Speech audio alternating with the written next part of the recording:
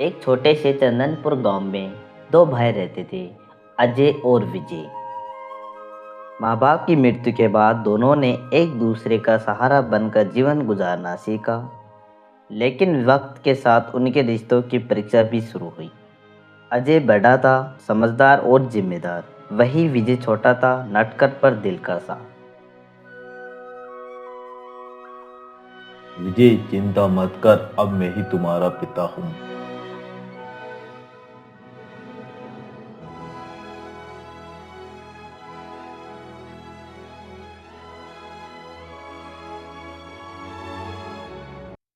अजय ने अपनी पढ़ाई छोड़ दी और खेतों में काम करना शुरू किया ताकि विजय पढ़ लिख कर आगे बढ़ सके।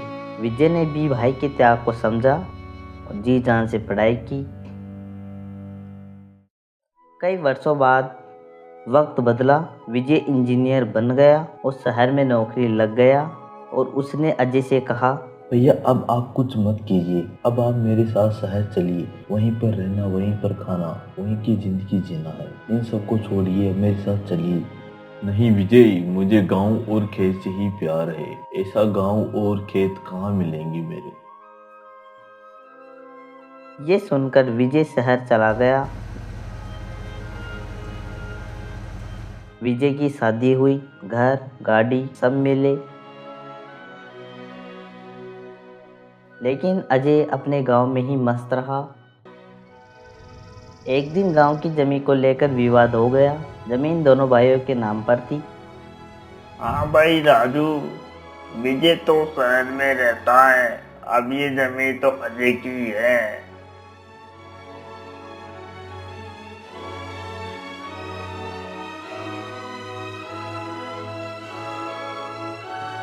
गांव वालों की ये बात सुनकर विजय को बहुत बुरा लगा। उसने अजय को फोन किया। भैया, वो जमीन मेरी भी है, मैं कोर्ट जाऊंगा। अजय ने शांत स्वर में कहा, ठीक है विजय, जो तुम्हें सही लगे वो करो। मामला कोर्ट तक पहुंचा। गांव वाले हैरान थे। जो दो भाई कभी एक दूसरे के लिए जान दे सकते थे, अब जमीन के लिए लड़ रहे हैं। कई महीनों बाद कोर्ट ने फैसला अजय के पक्ष में सुना दिया। विजय हार गया।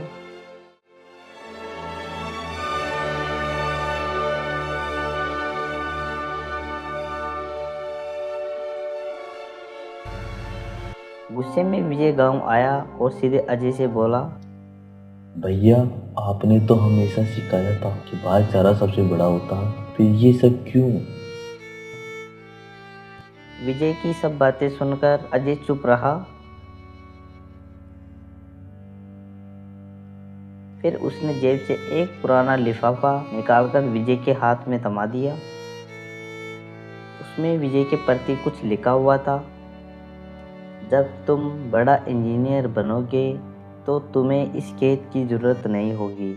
लेकिन अगर कभी लगे कि ज़मीन रिश्तों से ज़्यादा कीमती है तो ये ज़मीन तुम्हारे नाम कर दूंगा, क्योंकि मैं खेत हार सकता हूँ पर भाई नहीं। ये पढ़ते ही विजय की आंखों से आंसू निकल पड़े। वह अजय के पैर पकड़कर रोने लगा। विजय ने कोर्ट में दोबारा अर्जी देकर पूरी जमीन अजय के नाम करा दी और दोनों भाई फिर मिलजुल कर रहने लगे।